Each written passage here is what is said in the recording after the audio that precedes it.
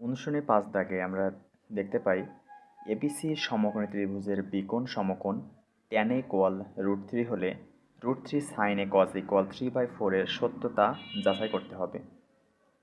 তাহলে একইভাবে আমরা আগে একটা ত্রিভুজ আঁকাই।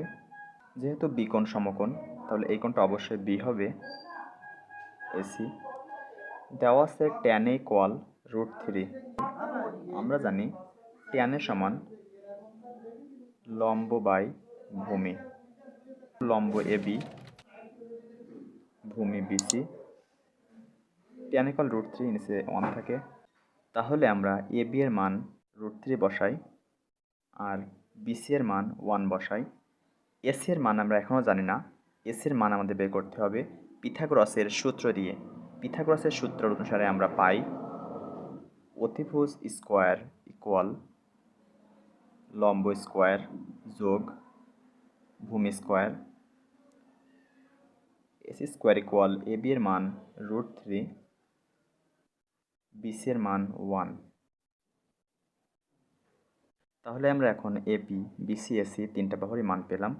এখন আমাদের এই যে √3 sin a cos a 3/4 এর মান বের করতে হবে। লেফট হ্যান্ড সাইড করি। লেফট হ্যান্ড সাইডে আছে √3 sin a cos a। √3 থাকলো। sin a এর মান আমাদের এখন বের করে নেই। sin a ইকুয়াল আমরা জানি লম্ব বাই অতিভুজ। লম্বর মান এবি, অতিভুজ এসি। এবি এর মান √3, এসি এর মান 2 আর cos a, এই যে cos এর মান এখন বের করে নেব। cos a ইকুয়াল আমরা জানতাম ভূমি বাই অতিভুজ, ভূমি বিসি, অতিভুজ এসি। বিসি এর মান 1, এসি এর মান 2। তাহলে এই sin a cos এর মান আমরা এখানে এখন বসিয়ে দেব।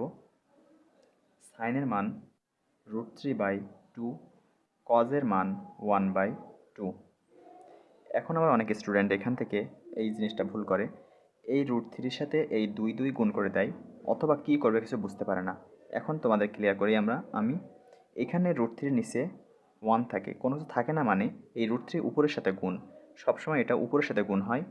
তাহলে আমরা এখানে এখন এইভাবে গুণ করব √3 ইন্টু √3/2 ইন্টু 2।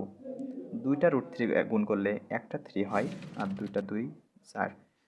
যেহেতু আর এখানে আমাদের রাইট হ্যান্ড সাইড 3/4 প্রমাণ করতে বলছিল, এটা আমাদের রাইট হ্যান্ড সাইড।